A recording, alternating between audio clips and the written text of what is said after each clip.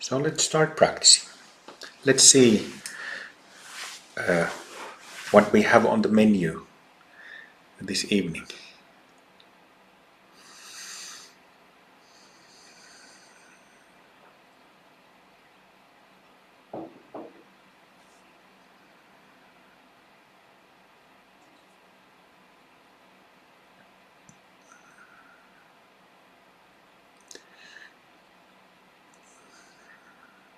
In my Revitalized Zen YouTubes and the lessons, I've explained and taught our basic practices and basic view.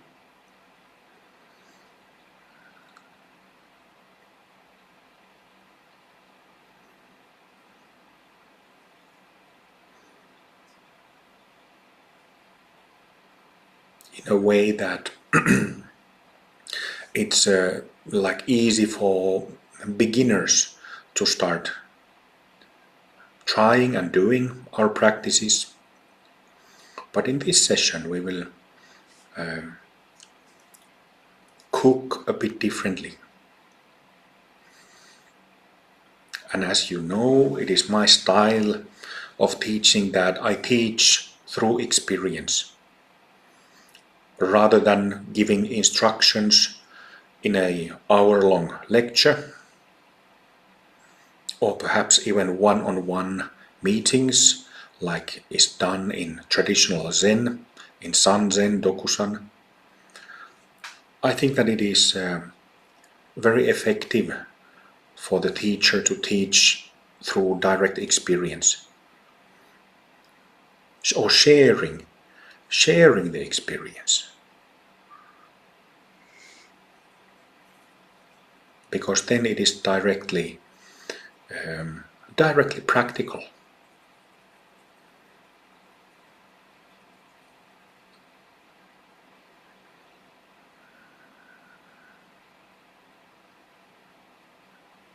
So again, in Revitalized Zen we have a bit different view about a number of things. You're welcome to change or adjust your posture at any time. I do not recommend anybody to just keep sitting if there is some pain or physical discomfort. Internal restlessness is another thing. But if you have pain wherever in the joints in the back and you are not able to relax it, release it, then it is better to, change posture, adjust posture, stretch a little bit, move, and in that way alleviate or remove the pain, discomfort.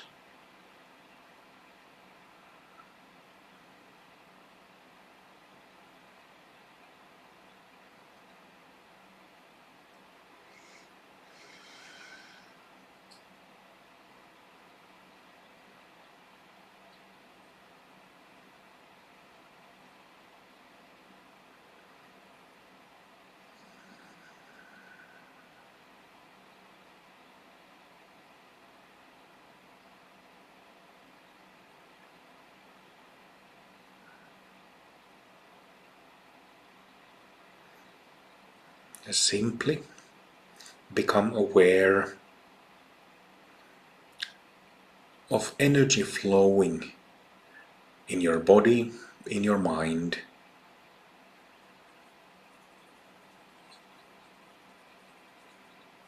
In other words, you could say that simply become aware of aliveness in your body. Aliveness is often used in Zen teachings, in Dharma teachings. What does aliveness mean? What does it mean when we are alive? It means that there is movement taking place, flow of energy taking place.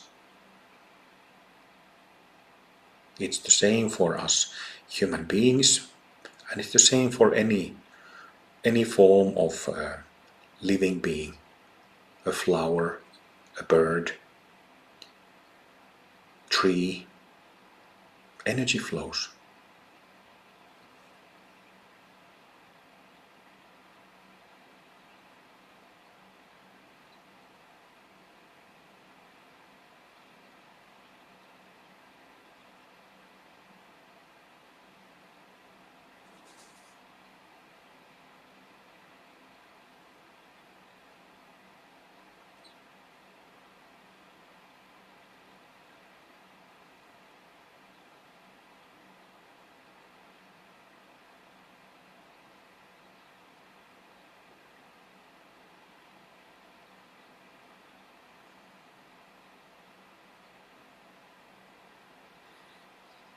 And of course, when we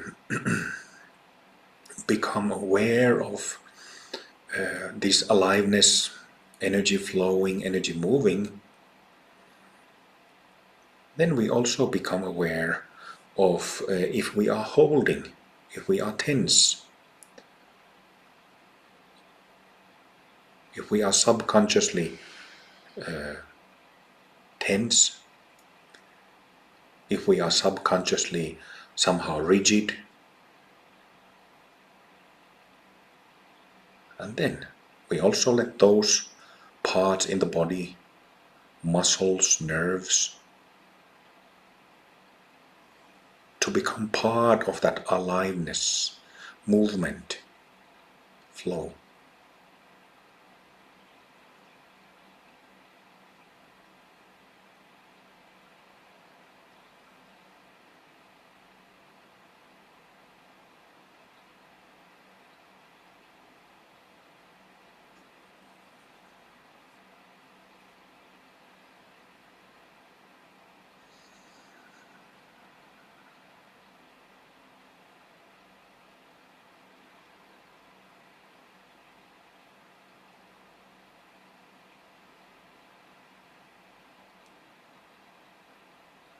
So simply become and remain aware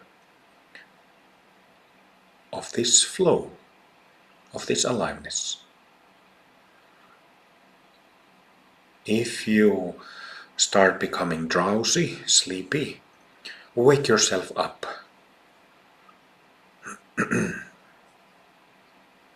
Maybe stand up, slap your body, slap your face. Do something to wake yourself up.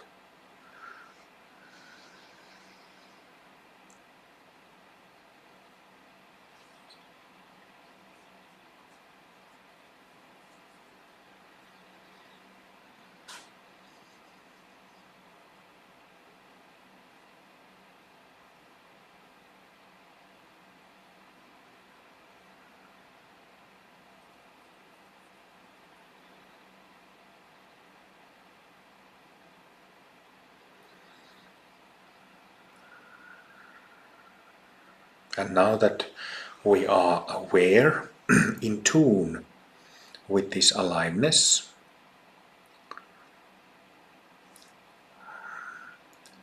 see what kind of energy, what kind of emotion that aliveness has.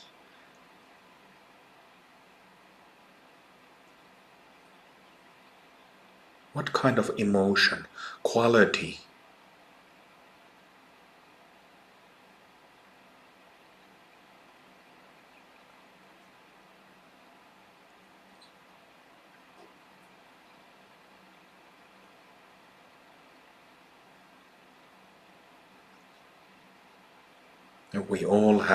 We know that when we go to a forest, going into the middle of, ground that is healthy, some flowers, some plants, some moss is growing from the ground.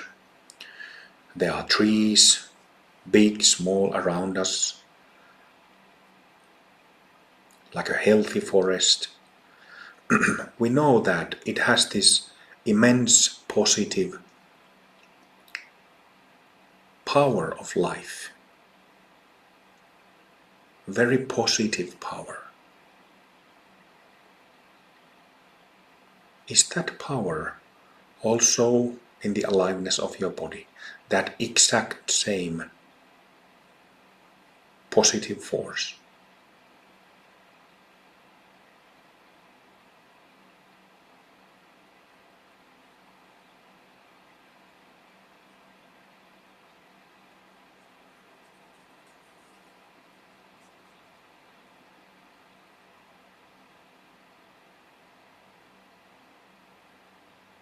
Of course it is. And then recognize, feel that positive power with your whole being, in your whole body.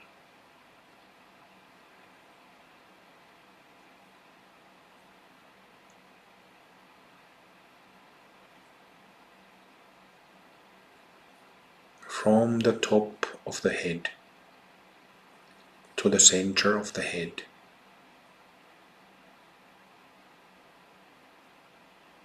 back, sides, front of the head. That same positive power.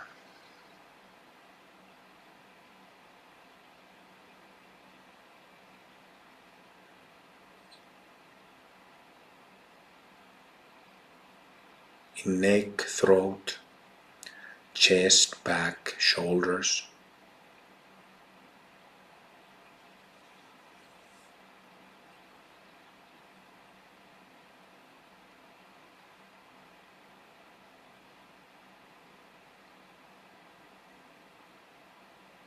Upper arms, lower arms, wrists, hands, fingers.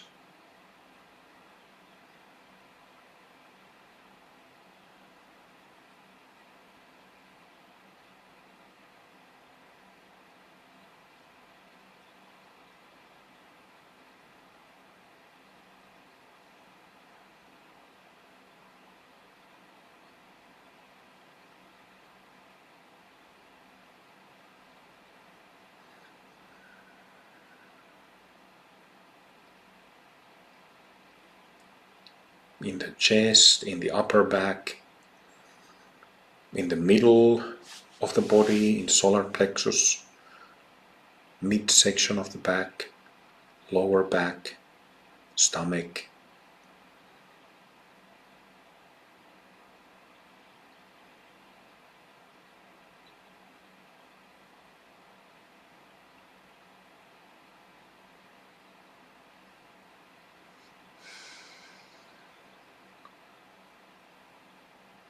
Then further down to the buttocks, pelvic floor, genitals, hip area of the hip joints.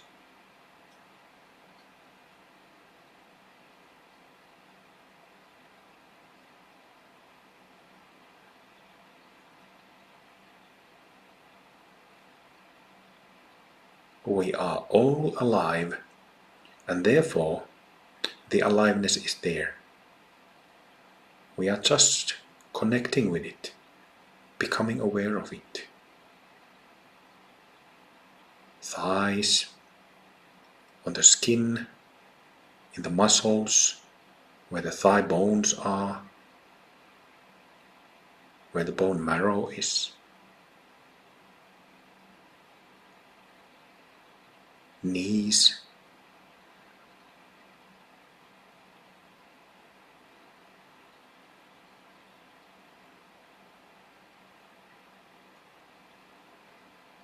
lower legs,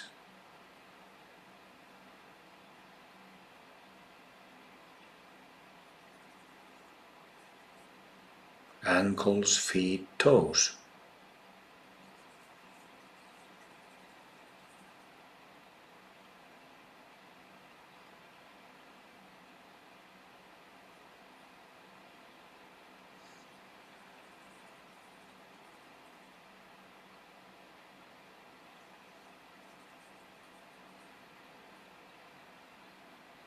Whole body.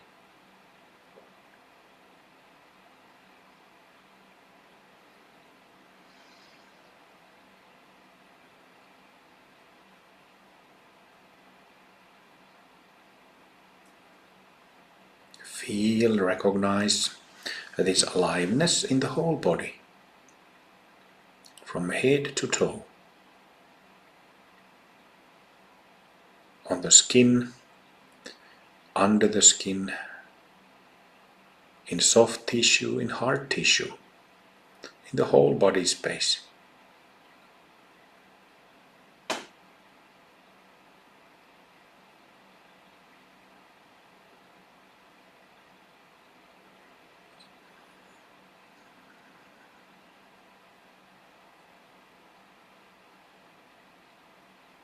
The key here,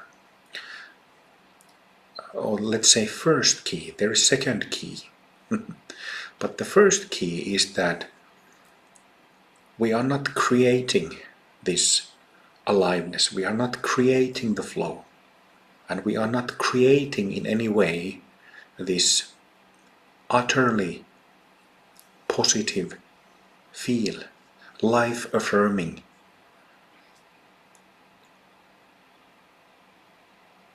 We are not creating that. It is already in us.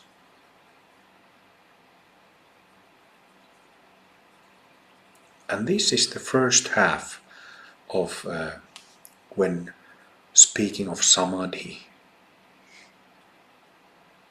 Like I said a few moments ago, there are three principles. Samadhi, Pragya and Sila in Zen. And Samadhi means unification. Unification.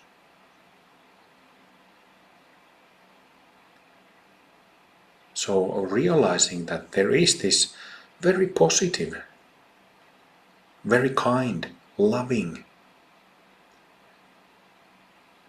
perfect in that sense, perfect aliveness in us. It's the first key of the Samadhi principle.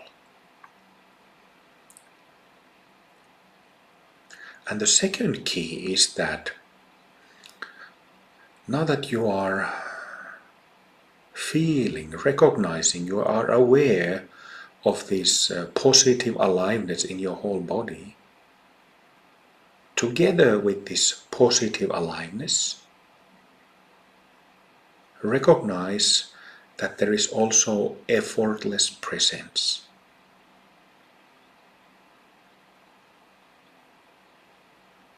Effortless presence together with this aliveness.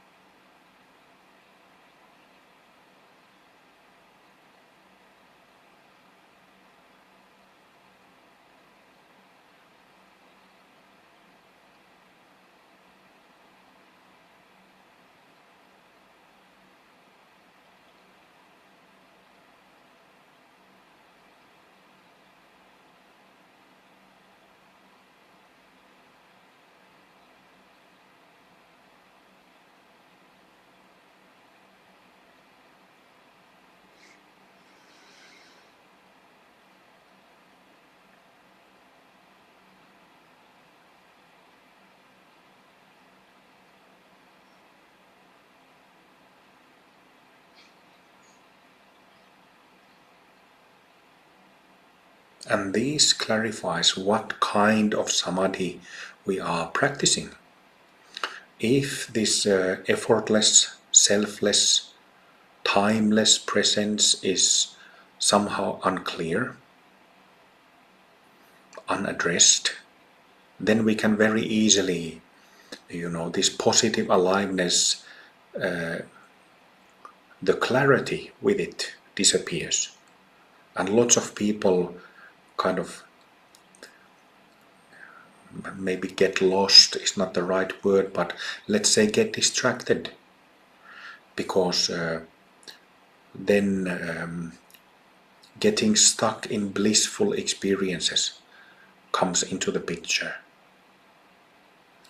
But when there is clarity, effortless presence, together with this wonderful positive aliveness, like that of a healthy forest, in the whole body,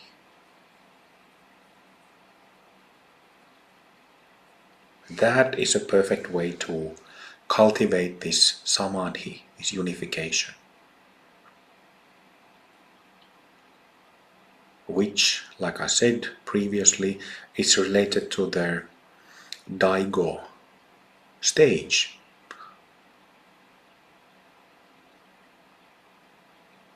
Great awakening, great death stage.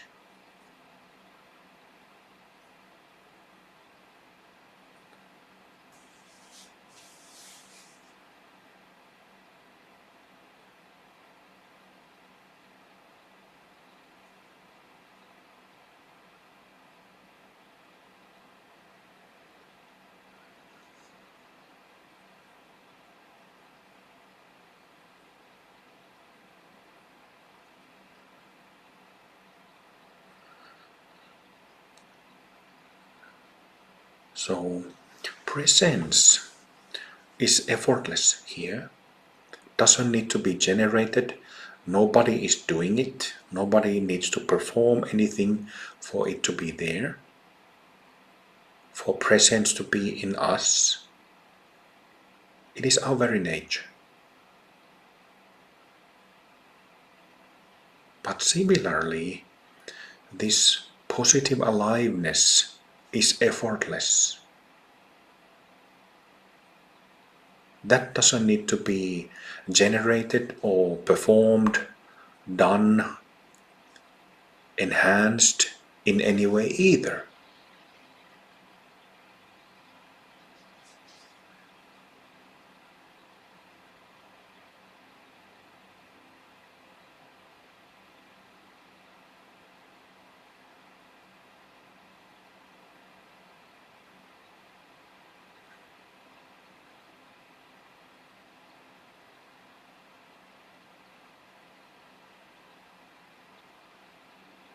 So this is for those of you who have experience of traditional Zen.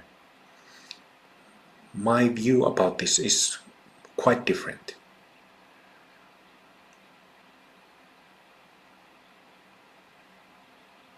So what then? When we have this effortless presence that is recognized, an effortless aliveness, then just remain, stay with that recognition.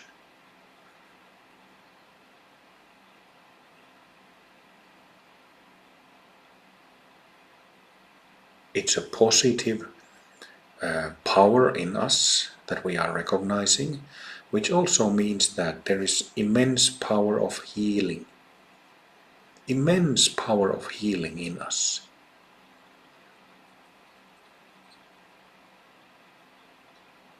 We already know from if you have studied some like traditional natural medicine, Ayurveda, Chinese medicine, and so on. But we also know, of course, this is like very basic human understanding. We know that when we make a cut to our finger and blood comes out and it's sore for a couple of days, it self-heals. It self-heals. That same healing capacity we are dealing with here.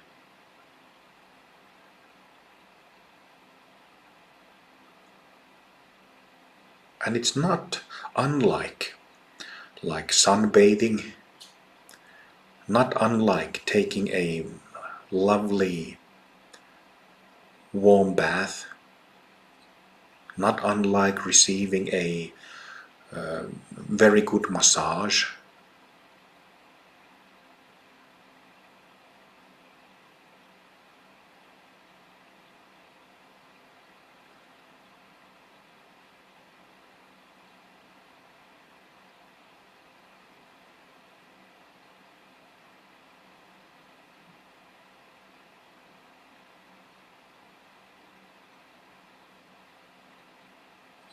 From the healing perspective, we are simply giving our basic nature, our wakeful nature, the opportunity to heal when and if there is something to heal. Physically, mentally, emotionally.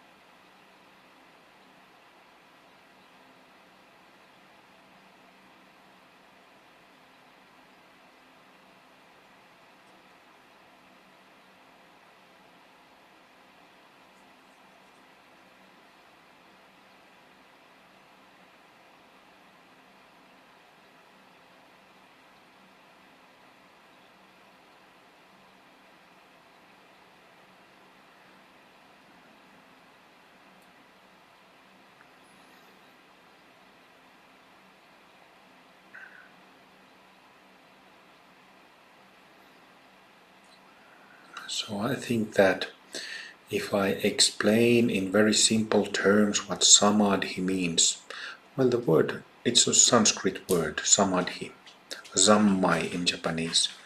Sama means same, making same. And I think that the English unification, making whole, making complete, making the body and mind the same unit, same unified unit. That explains it.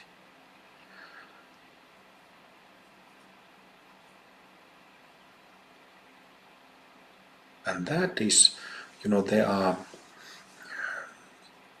in traditional Zen, there are different ways, in my experience, very demanding, arduous ways of going about it. But this is simple, very easy to understand too, very easy to apply.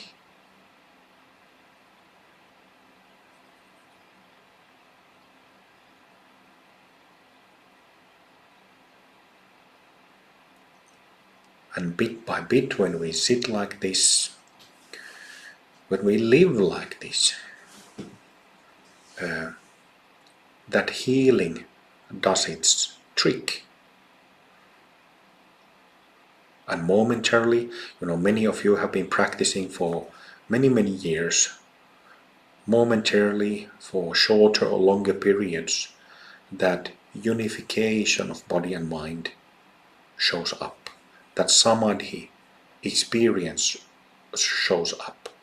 When we can feel that body and mind become together, all functioning of the mind, energy of the mind, together with the energy and functioning of the body, become joined and kind of lights up.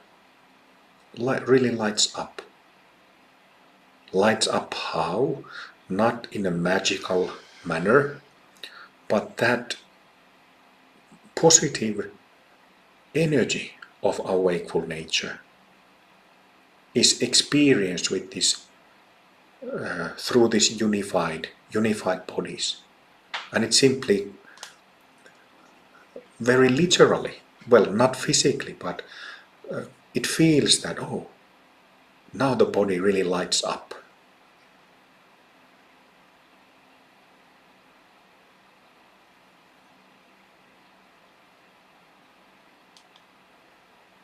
And it does that spontaneously.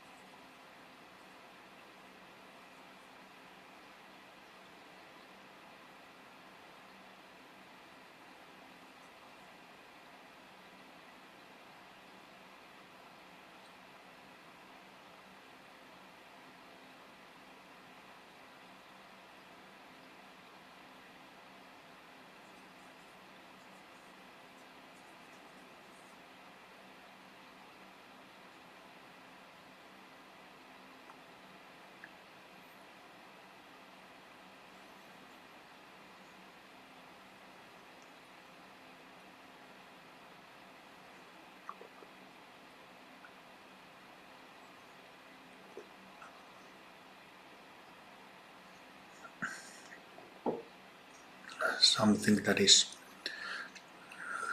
essential to understand. Buddha Shakyamuni, back in his day, he learned a type of Samadhi practice when he learned the jhana meditation. But this is not jhana. We are not going into an isolated bubble. We are not creating an isolated bubble where we then go inside into and then enjoy separate from our surroundings. So this is the difference between these, I call them lesser samadhis or smaller samadhis, in comparison to this Mahayana, Mahasamadhi, Raja Samadhi, royal Samadhi. So really the difference is that this effortless presence is also there. That the head stays sober and clear. That's really the main difference there. And when that clarity and that aliveness is together, we are not retreating from, we are not shutting sense doors, we are not retreating from visual input, audio input. We are not cutting the connection to the world outside us.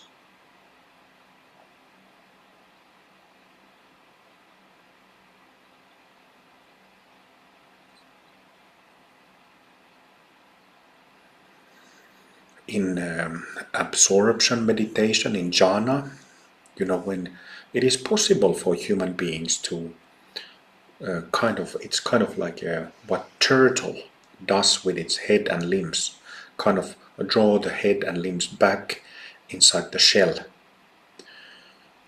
kind of doing the same thing with energy, with the energy of the mind, and then going into this bubble.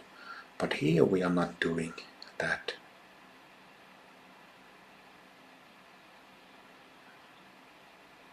This is very important to understand.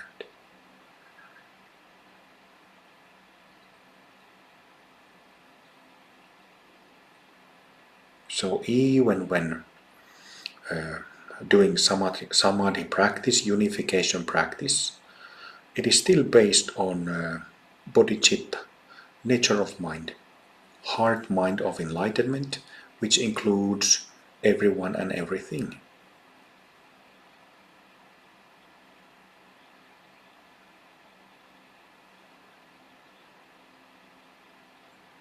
I am not saying that a jhana meditation, which is still widely practiced in Theravada school, Hinayana school of Buddhism. Even I've heard some Chinese Chan lineages, they practice that. But let's just say it's a different vehicle, it's a different view.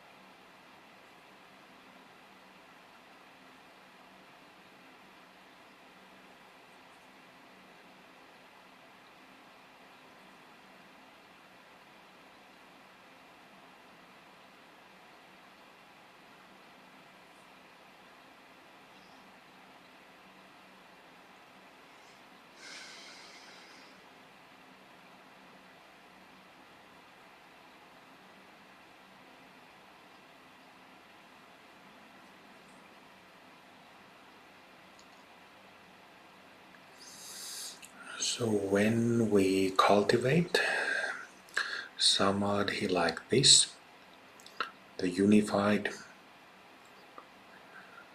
unification like this, what happens over time is that our own habits and patterns, whatever they are, coping strategies, neuroses, fear, anxiety, when we unify, when our body and mind gets unified through this positive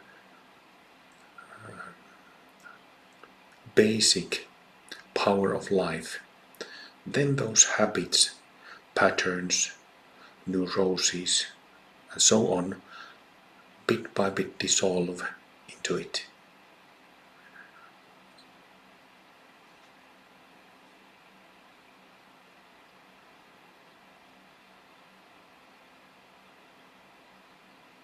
And it's kind of like in that, I don't even know where that story comes from, but the phoenix and the ashes. So it's kind of like that. From that very same body, from that very same energy, begins to appear this new experience, new man, new woman, a different kind, with different energy, that of positivity, that of life, that of kindness, utter kindness. Not the kindness that thinks in terms of getting some benefits from being kind to somebody, but this absolute kindness that is not based on small self or any of the worldly concerns.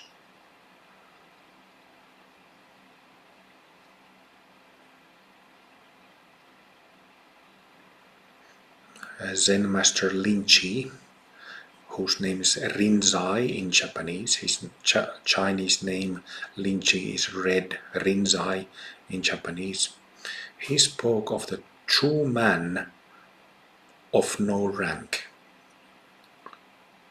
So a true person without a rank, without a title, without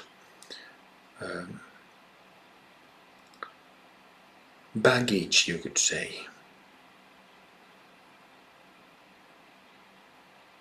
True man of no rank.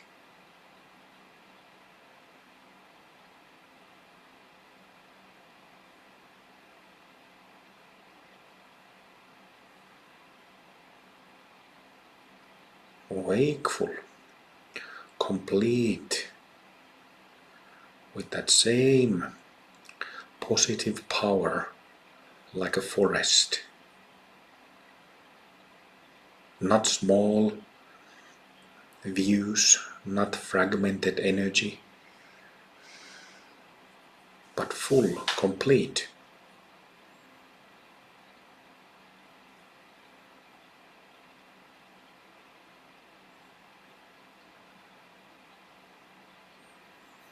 And that true man of no rank, bit by bit, starts appearing in our bodies, in our minds, in our thoughts, in our actions, through correct practice, through Samadhi, Pragya and Shila. Unification, wisdom and ethics.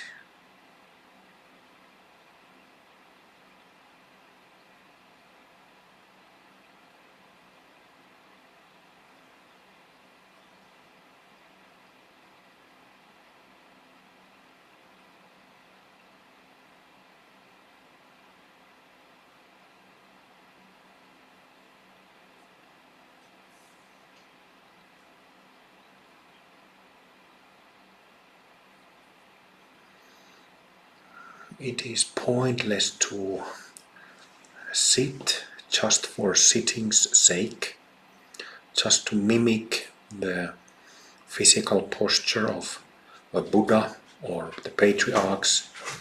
This is just parroting. A parrot repeats words and phrases that it actually doesn't understand. Yet it can imitate in very exact manner, say things in exact manner, just like people do. But it's a stupid Zen practice if we just mimic physically. So the recognition of aliveness, a recognition of selfless presence need to be there. Otherwise, it is our sitting Zen, Zazen is incorrect. And then there is no path either. Or the path is something else than what the patriarchs, Buddhas and patriarchs, have pointed to and taught about. So the basics need to be right. Otherwise there is no path.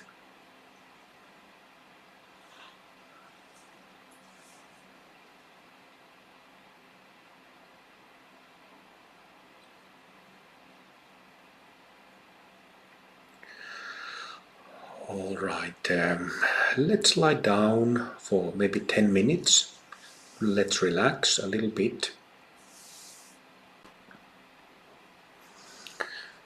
Let's continue sitting.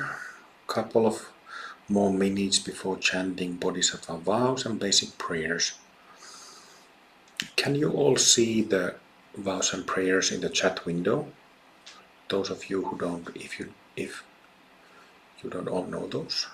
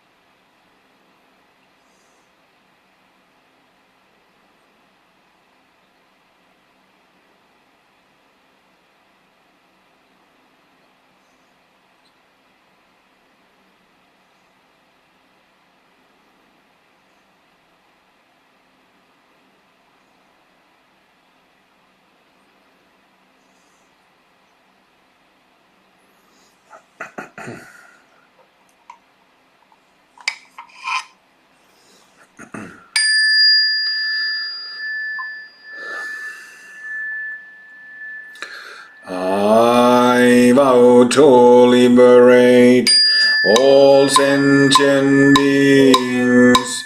I vow to end all self-based confusion. I vow to exercise the Dharma that frees. I vow to attain the great perfection. I vow to liberate all sentient beings. I vow to end all self-based confusion. I vow to exercise the Dharma that frees. I vow to attain the great perfection. I vow to liberate all sentient beings. I vow to end all self-based confusion. I vow to exercise the Dharma that frees. I vow to attain the great perfection.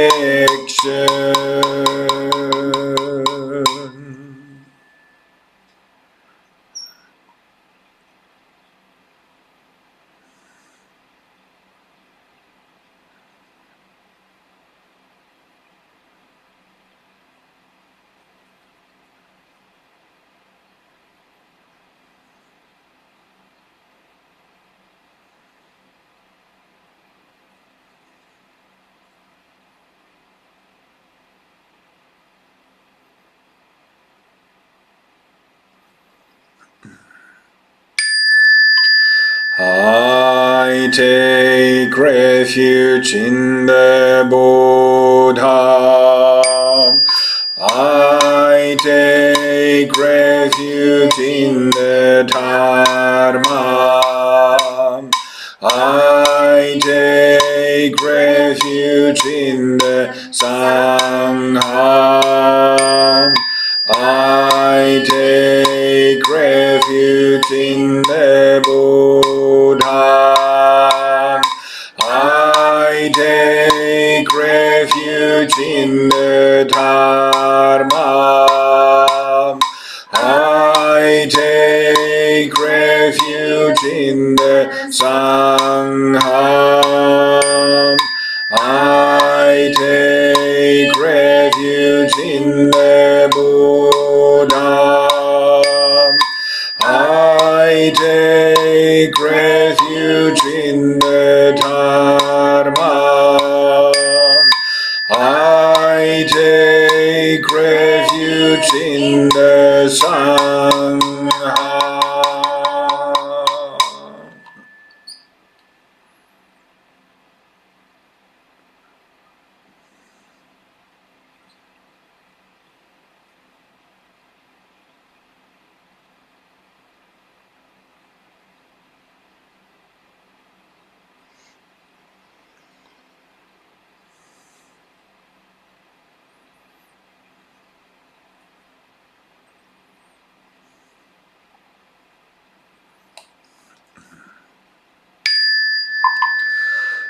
May all beings be free. May all beings be free. May all beings be free.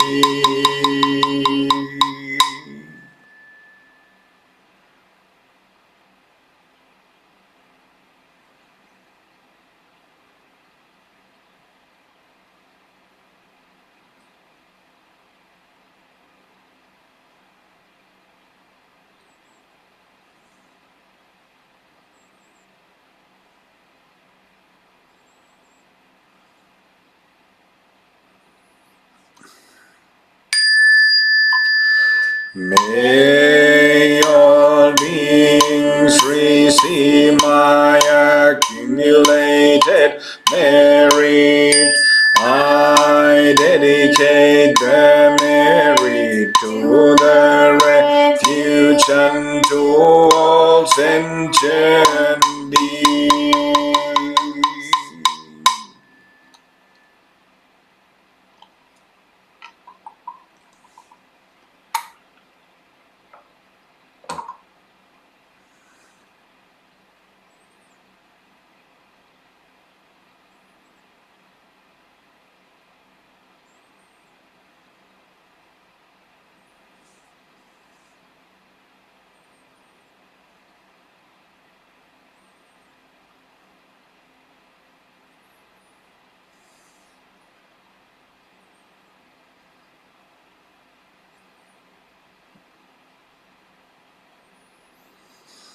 And then joining hands.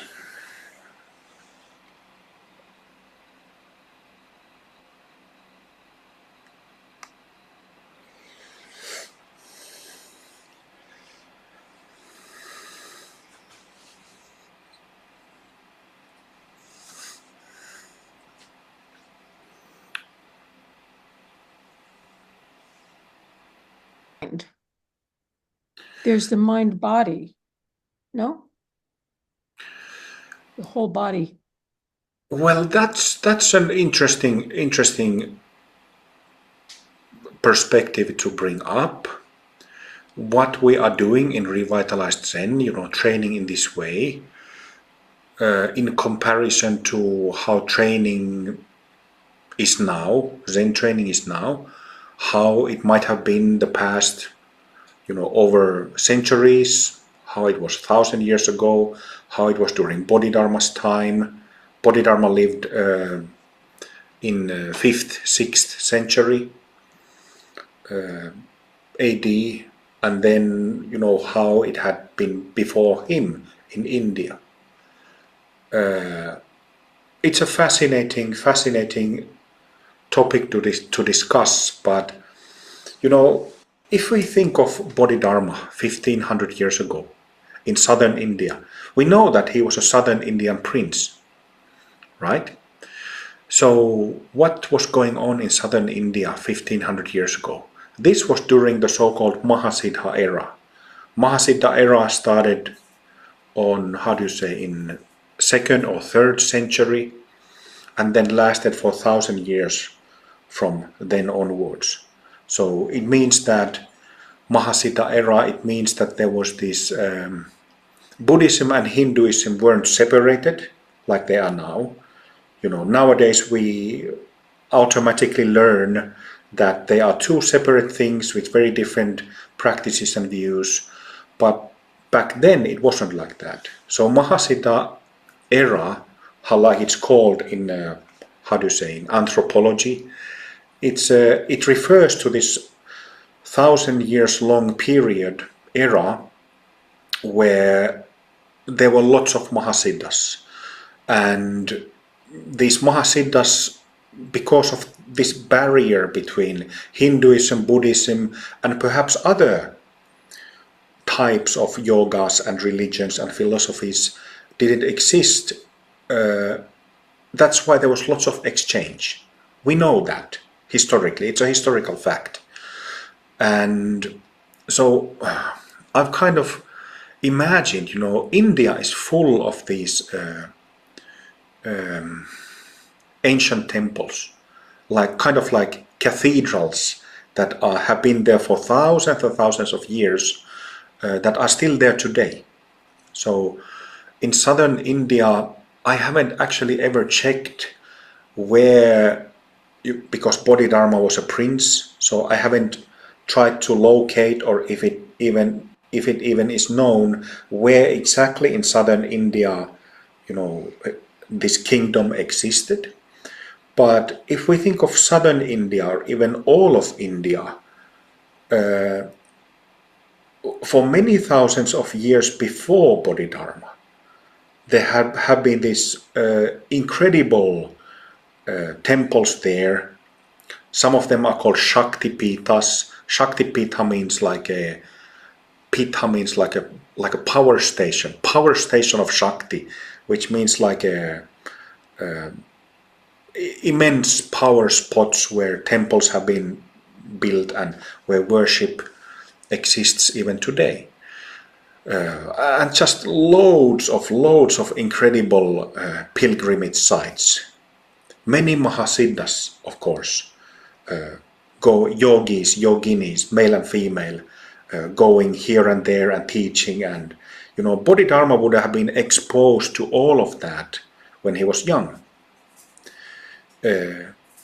I could say that any Buddhists or Hindus or whoever would have been exposed to such culture in India until the Muslims came. And then, of course, Buddhists had to flee or go underground, start, wearing clothes of Hindus, something like this. But then in my previous Revitalized Zen videos, I've briefly discussed of Pragyatara, Bodhidharma's guru, of whom it is simply said that he was recognized as an emanation of Manjushri when he was a small boy by his guru, Punyamitra, and then when he passed away at the age of 67, Pragyatara, he just disappeared into a flame, into a light. And that's really all that is known of Pragyatara. But if we, well, like I've said, for tantrics, for Vajrayana people, this is, you automatically know that that's something called rainbow body or light body, indication of that. But if we go back 1500 years to southern India, everybody would have known of such occurrences. It's like the most fertile culture and the strongest Dharma culture the history has ever known. So that was the Bodhidharma who studied with Pragyatara and who later traveled to China to teach. And I think that we know that Huineng's, we discussed Huineng earlier today, 6th Patriarch, and his Platform Sutra, and it's written in his Platform Sutra as well as generations later in Zen Master Dogen's scriptures, for example. They are very clear about what this Samadhi, what these three principles, Samadhi, Pragya and Shila, what they are, and how they need to be exercised. What is the correct practice and what is not. And the way I see it is that if we then practice Dharma in that way, like it's been discussed for centuries and for thousands of years, then the results will be the same. We will automatically see the same results, like in Pragyatara's case, in Padmasambhava's case, in countless other masters, Mahasiddhas, male and female.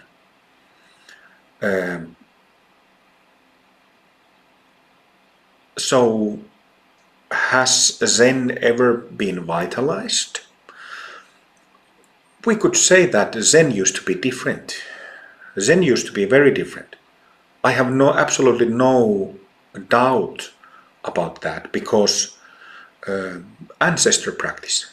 I have done so much tantric guru yoga with tantric masters, and then as you have heard me speak from my experience, I have practiced guru yoga or ancestor practice with Zen masters, and that's not different. That's not different. So I think Zen has been very vital, very strong. But how many hundred years it has been weak? Well, we already know. I don't really have much information about Chinese Zen or Chan. I have much more knowledge about Japanese Zen and Buddhism in Japan. But Zen Master Hakuin, who lived in 1686 to 1768, well, you can read yourself that he was pretty, how do you say, pretty pissed off is probably not the right word, but well, momentarily he was definitely pissed off about the situation of Buddhism in general and Zen in particular. He didn't approve at all what was going on in Japanese Zen. Because of that, teachings getting diluted, lineage is becoming very weak, Zen priests, Zen teachers not having a clue about pragya, not having a clue about the core principles, being a stranger to core experiences. And we started this evening, I didn't record it, but we spoke about this a little bit in the context of modern Zen and American Zen at the moment. So, yeah, I'm sure that Zen has been very strong. And that's also fascinating to think that what they called Zen back then. We know what Bodhidharma, what did he call his, because Zen is a Japanese word. Chan is Chinese. But what did Bodhidharma? Did he just speak of Buddha Dharma or Dharma or doctrine of realization, or what did he call it? But he didn't call it Zen, that we can be certain of. But it's So isn't it yeah. also true in the legend, I may be confused about this, that after he sat for 9 years, he stood up and taught Kung Fu? Well, Is that a fairy tale? I think it's we know that definitely that Bodhidharma he's not the founder of the Shaolin Temple. Right. It is told of him that he sat in a cave over the Shaolin Temple there on the mountain for 9 years, and then this is the legend of him. But it's not actually accurate, because Shaolin Temple existed for 20-30 years before his arrival. There was another Indian monk called Batuo there, who had wealthy supporters, and that's how the temple came up. But Bodhidharma became like a master, like an abbot there, and he is known to have given lectures of Lankavatara Sutra, which is one of the main Mahayana sutras.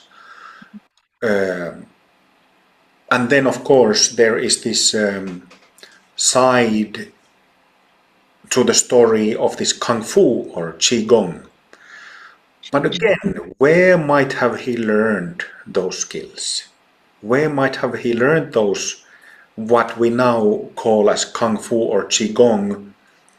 Where did he pick up those things? That would have been during his training back at home in India, in southern India. And, well, I have to say something here that is based, it's not, I'm going to say something that is purely comes from my own experience. And as you know, I've been teaching for many years, 17 years now, based on the so-called Dharma treasures that I have revealed. It's called Dharma treasure revealing, that's the technical term, but I'm talking about practices that have been taught by non-physical masters, such as Bodhidharma. I was trained to do this by my guru, Sivakami, who passed away in 2010. And like I said, I've been teaching on this basis mainly for the past 17 years. So my experience of this Kung Fu or Qigong side of Bodhidharma comes from two different things. One is that he has taught me directly something called bone marrow washing, Shi Sui Jing. I wrote that long article about it. You can find it from Revitalized Zen blog, bone marrow washing. And bone marrow washing it's a, how do you say, it's like a, there are three different types of Qigong or Kung Fu or yoga. purely physical. The physical is one level, one is energetic level, and the third is, in simple terms, spiritual level. Most of yoga, most of kung fu is physical alone. If you're lucky, you will learn some energetics with the physical. And what has been said of bone marrow washing, it is known that Bodhidharma taught this physical and energetic. This practice is called I Ching Ching, or tendon transformation practice in Chinese, I Ching Ching. It is known that I Ching Ching techniques were never lost. These still exist. But this practice where the three principles, the spiritual is also, this bone marrow washing, it is known that it was historically lost. And nobody knows how Bodhidharma practiced it or how he taught it. I know because Bodhidharma taught it to me. Terayama Roshi was the one who first taught it to me in Japan over 20 years ago. He taught me a form of it. But my experience of these Qigong skills or yogic practices of Bodhidharma comes from him directly. And another, like I said, I have two references regarding this. Another is that from the tantric side of my work, I have received many teachings from a legendary Mahasiddha called Agastya. If you look up Agastya, he has a Wikipedia page nowadays, and all this information of who he was, legends related to him are very wide.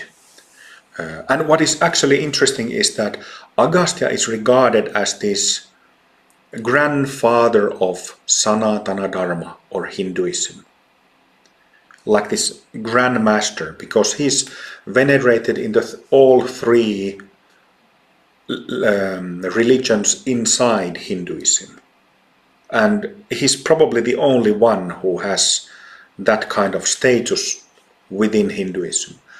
But what is very interesting is that the largest Mahayana Buddhist temple in the whole world is in Borobudur, Indonesia. Is it Indonesia or Bali or whatever it is? Anyway, it's called Borobudur.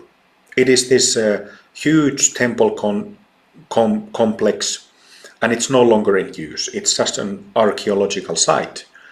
But there is a wall carving of Agastya in a Mahayana Buddhist place.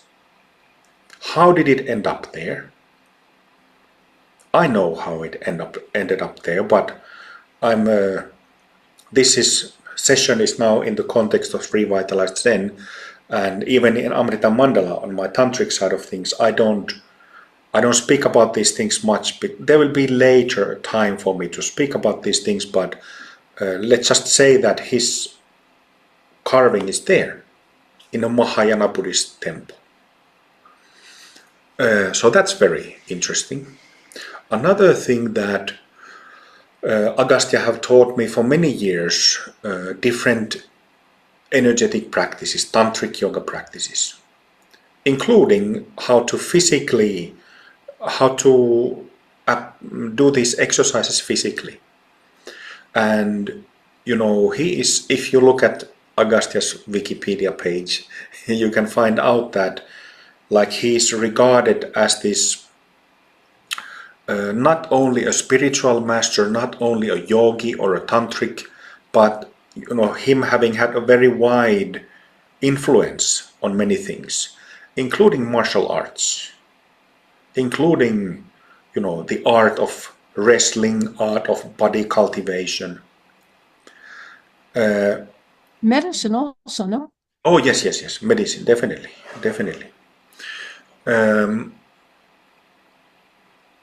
So what I have learned from Agastya is exactly the same principles as what I learned from Bodhidharma. And I'm not asking anybody to believe what I say. I'm just just telling what I have experienced, and of course the way how I teach is, I don't really withhold any secrets, or I don't mystify. I do the opposite. I teach very openly and as clearly as I possibly can. But about that Kung Fu Qigong question, I have no doubt about it that there was a culture in ancient India where the principles were known: physical, energetic, spiritual, and those all elements were used together. And this is of course how I teach. This is how I've taught many years. In Amrita Mandala we have Amrita Asana Yoga, which is yoga postures where these three principles are united. And this is just, we are simply talking about a way how to cultivate mind, energy and spirit at the same time. It is nothing more mystical or fancy than that. But you can't really find methods that do that. You can't really, we have to understand that when we are talking about spiritual cultivation or Dharma practice, we first have to understand what awareness is, what basic nature is. We have to understand how to recognize it. So when I say that, okay, there's a spiritual element in bone marrow washing or Amrita Asana or this type of Qigong, it doesn't mean that it is just some random spiritual element. We are talking about the actual recognition of our basic state, which is the foundation of the whole practice. Whether sitting, standing, moving, it's the foundation. So, and when I speak of energetics, physical, energetic and spiritual, I'm talking about, I wrote about this in that blog text about bone marrow washing. So I'm talking about physicalized concentration, which in Chinese is called yi. It's pronounced yi. And I translate it as physicalized concentration. Physicalized concentration, this E, has been lost in India.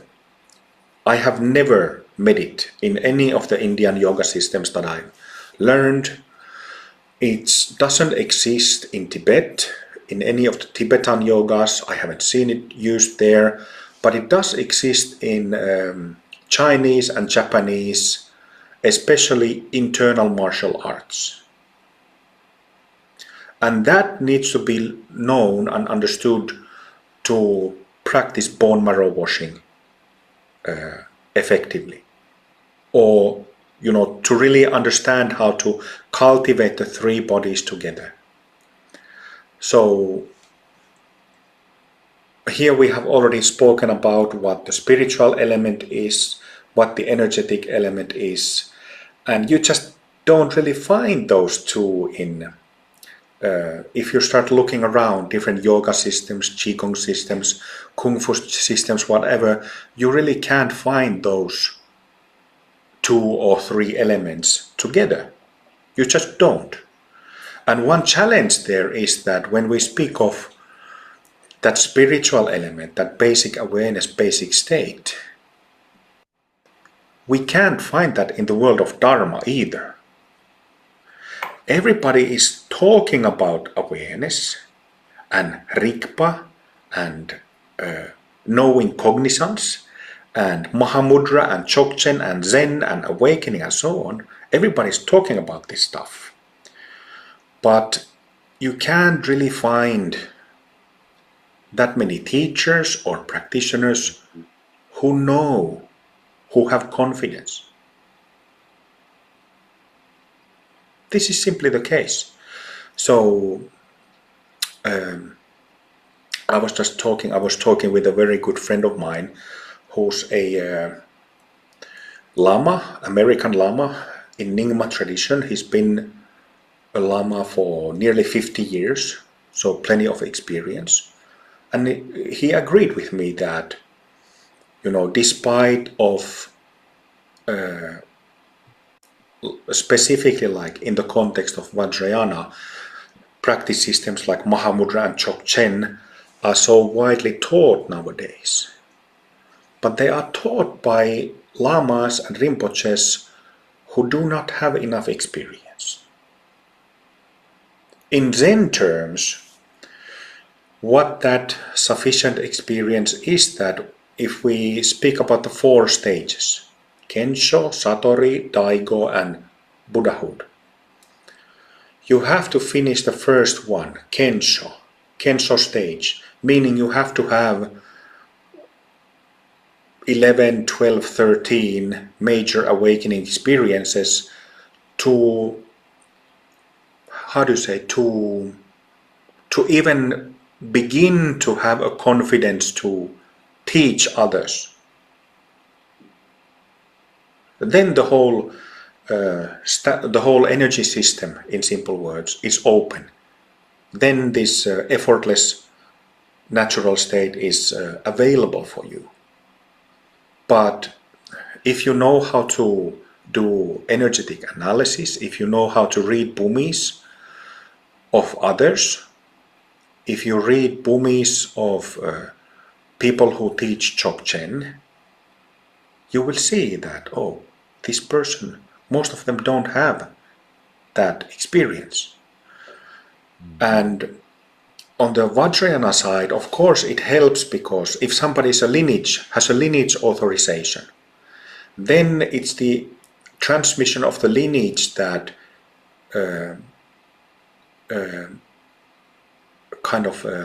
is like a safety valve when transmitting teachings to others and giving transmissions to others. But still, many lamas, rinpoches just aren't there. And very much more so on the side of Zen Buddhism. When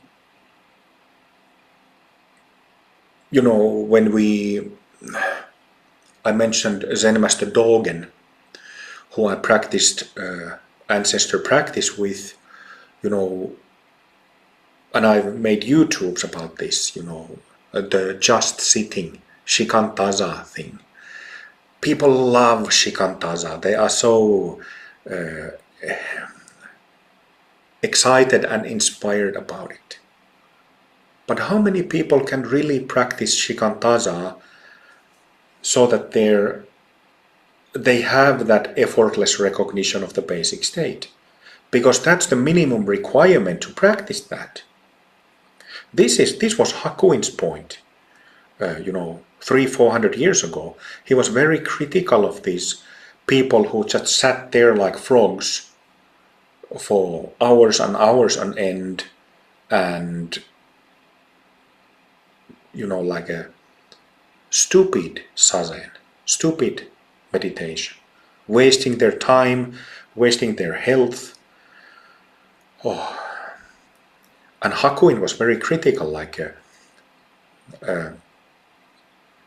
he said that you have to awaken first to be able to really practice that.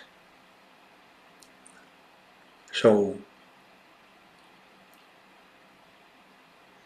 that's how it is.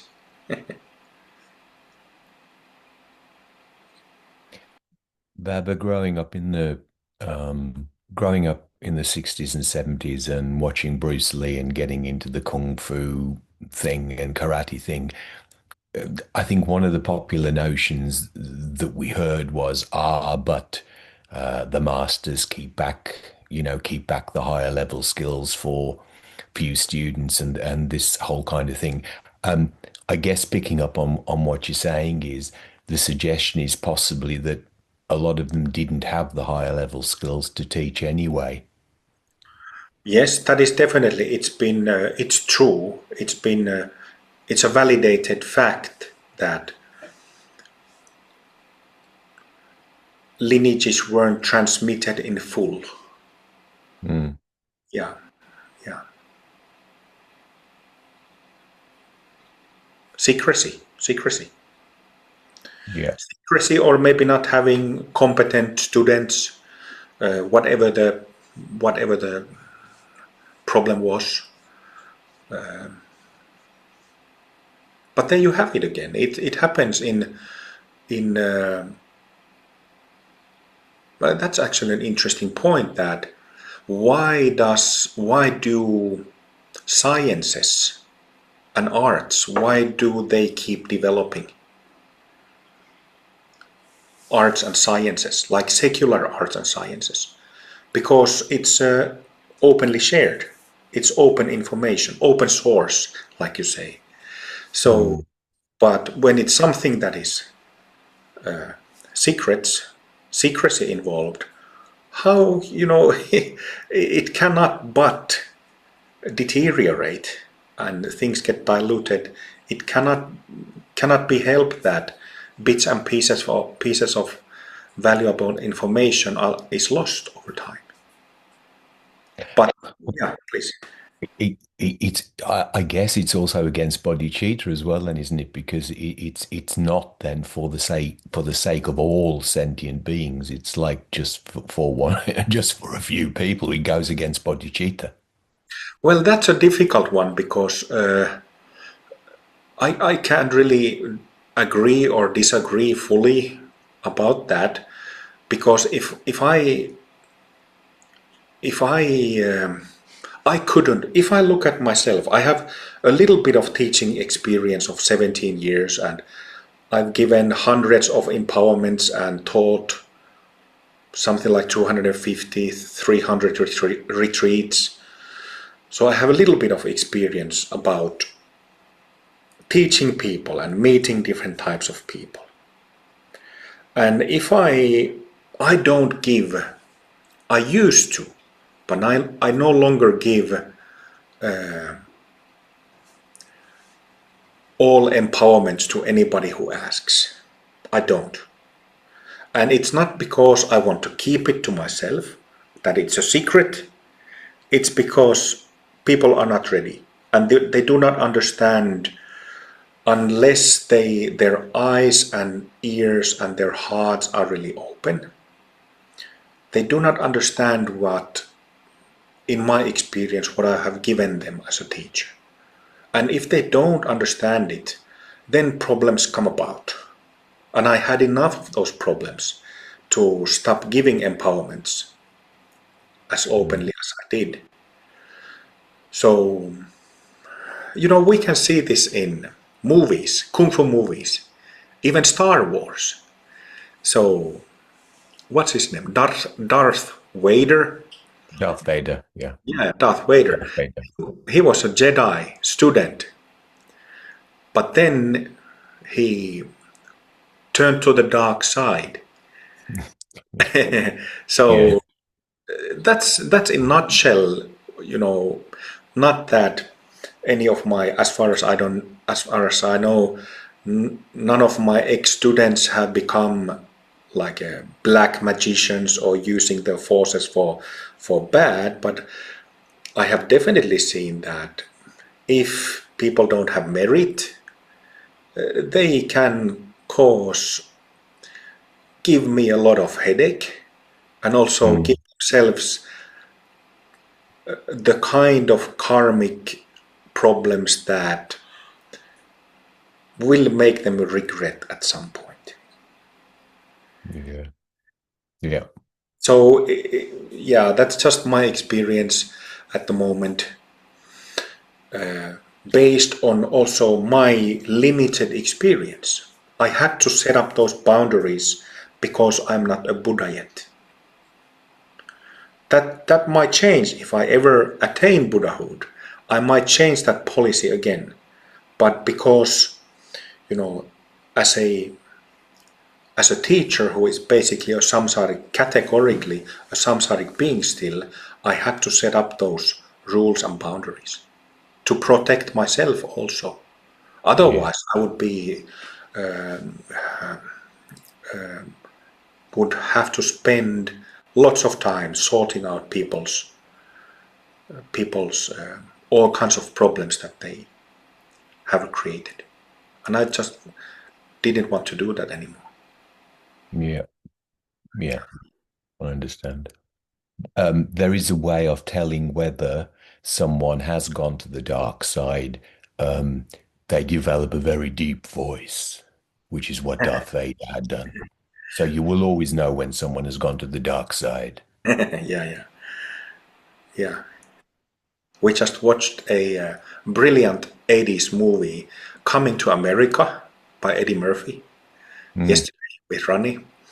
And there, one of the actors is James Earl Jones, Yeah, beautiful. Darth Vader's voice. Yeah.